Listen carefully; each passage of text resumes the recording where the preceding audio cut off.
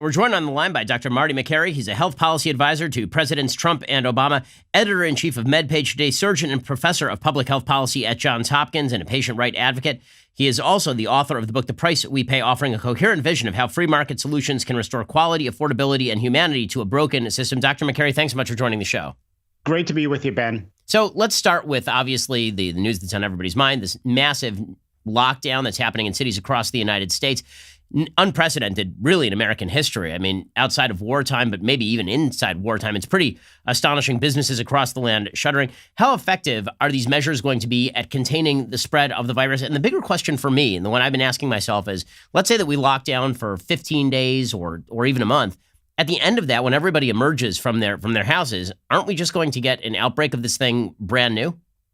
Well, usually there is a community benefit or sort of a community immunity. And actually in China, I was talking to a doctor there last night, and they are beyond the worst point. They've peaked, and now people are starting to come out, and the cases presenting to the hospital are way down.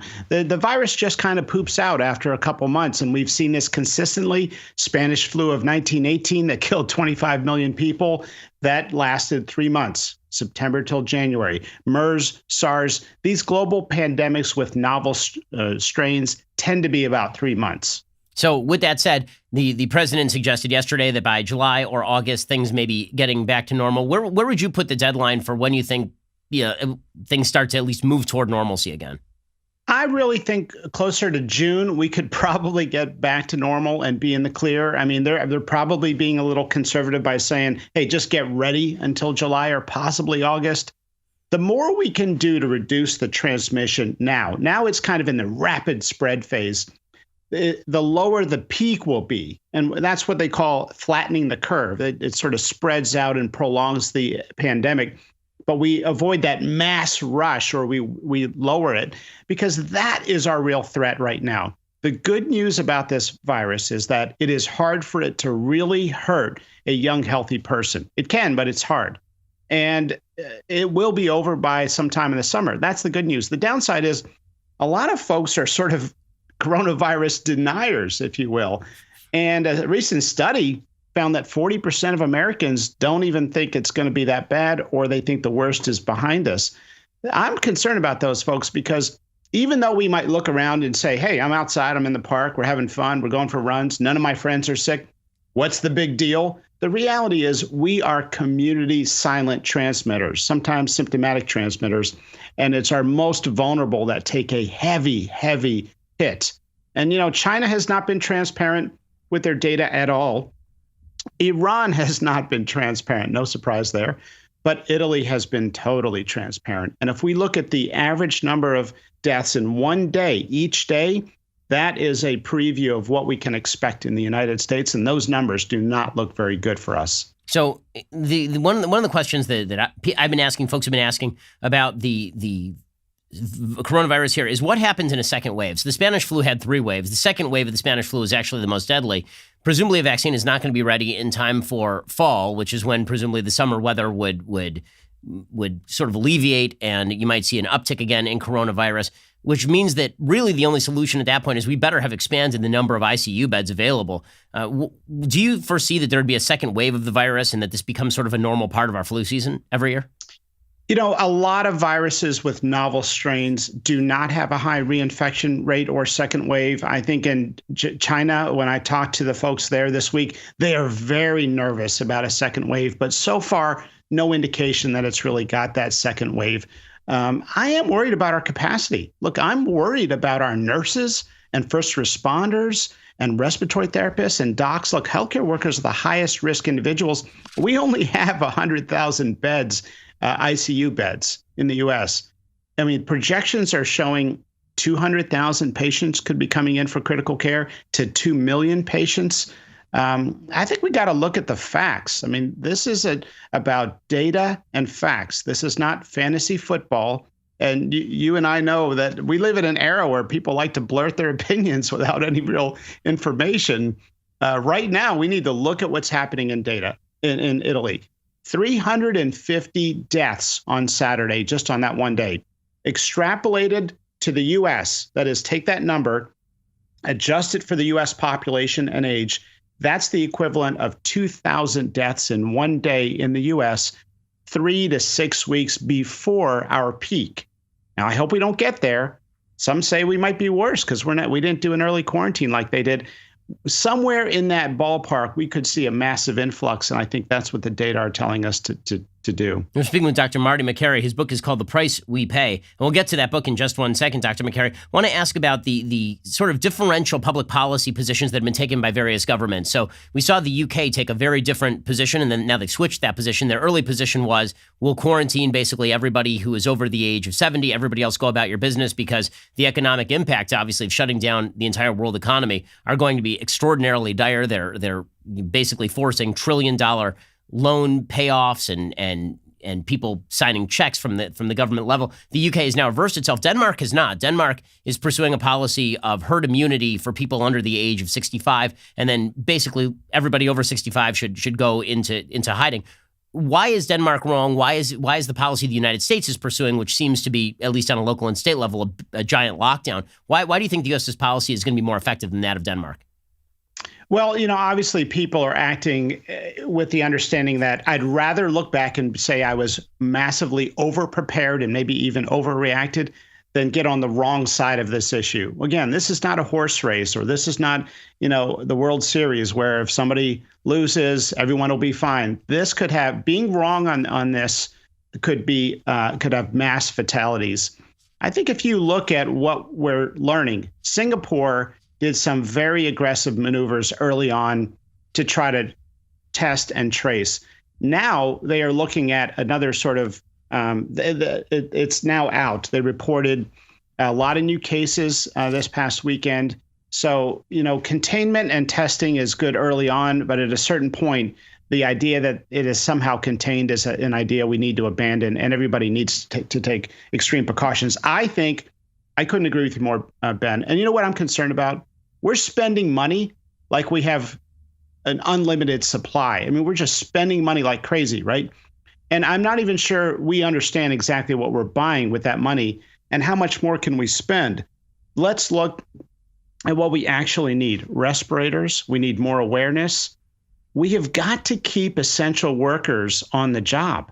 That is, and let me define it very clearly, healthcare workers, pharmacy, supply chain, food service workers, delivery, even restaurants that deliver. And I would add to that payroll, financial services, and the liquidity in the credit markets. If that stuff goes, if people stop getting their payroll checks, I mean, that could be much worse. How are they going to buy food? We just don't want, and I feel strongly about this, we don't want high-risk people running around active in society right now. Older folks, people over 70, maybe even people over 60, people who are immunosuppressed, lung disease, organ transplant, on chemotherapy. Those are very, very vulnerable folks. We don't want them at the workplace. We're speaking with Dr. Marty Makary, health policy advisors to both Presidents Trump and Obama, and the editor-in-chief of MedPage Today. So in your book, The Price We Pay, you talk about how free market solutions can be brought to bear to our broken medical system. There's always been a lot of talk about what the role of government is in the medical system during a pandemic. You mentioned the shortage of ICU beds, only about 100,000 ICU beds available across the country. Would that be any better if we were talking about a nationalized healthcare system? Obviously, Italy does have a single-payer system, and they were completely overwhelmed by the epidemic. The notion that this could have all been solved preemptively by government simply paying to keep ICU beds empty, that seems like a very odd takeaway from this situation. But what were the benefits and the drawbacks of America's healthcare system as this pandemic broke out? Well, we are seeing an increase in capacity that we've never seen before. And I worry that if we didn't have our strong private healthcare system, we wouldn't have that fluidity to expand rapidly. Look, we saw during 9/11, hospitals made 50% of their beds available. That is, they quickly mobilized. And that's what we're seeing right now. The problem is there's only so many respirators and you can't build them quick enough. So we need to reduce the transmission rate so we don't get that massive surge. As you may know, and as I've told presidents from both parties, I have serious issues with nationalized health care. In the short term, it is very appealing. You cut out some of the middlemen that are price gouging, right? But ultimately, over time, governments invariably cannot resist the urge to make across-the-board cuts. And 10 or 20 years into it, you are left with a massively dilapidated healthcare system. I have met with candidates, and when they tell me, let's talk healthcare ideas, I say, okay, tell me your goals. And they say, expand coverage and lower costs. And I say, okay, I love that. We all love that. I'm sure there's some diabolical person out there that doesn't want that, but those are wonderful ideas. We are currently spending 48% of all federal spending on healthcare, 48%, nearly half. Think about that when you file your taxes. We've done that study at Johns Hopkins. It's on restoringmedicine.org. I published it in USA Today. Almost half of federal spending today goes to healthcare in its many hidden forms. I tell the candidates, what are you proposing we increase that to? 75, 90, 200%? Do we cancel all other national priorities? Because it still won't get you there and fund the system. How about we cut the waste? How about we get price transparency? How about we create efficient markets? Because the fundamental problem in healthcare is we have non-competitive markets. The temptation for anyone who's looking on is to say, well, let's create rules in those markets. The problem is they are non-competitive. And this executive order I worked with, I had the pleasure of working with the White House, will create competitive markets if it is not overturned by the Hospital Association lawsuit. So back to the coronavirus topic for just a second. So if you're talking to the American people right now, which you obviously are, and you're telling them what they can expect over the next few weeks, do you think that these restrictions, the heavy restrictions that we're seeing in San Francisco, in Los Angeles, in New York, that these do in fact last all the way until June, or do you think that this is sort of a 6-week thing and then it sort of starts to let up? One of the problems I've had with the White House response and maybe the medical industry's response to all of this is without people being told what kind of timeline to expect here, it's very difficult to expect people to stay in their homes indefinitely. When we say sort of until further notice, everybody who has 3 kids is thinking to themselves, are you insane? Until further, I'm going to stay in my house with my 3 kids until further notice. This could be a year. Like what do we, you said 3 months until the actual let up is what you think is going to happen. But how much until people actually are getting back to work, even sort of part-time, until people start eating at restaurants, including with social distancing, for example? I honestly think it'll be late May or June that we sort of are able to get out there. But I would point out, go outside, be on your property, go to parks, walk. Sunlight is very therapeutic, and it also, it's hard for that virus to live out there in the sun.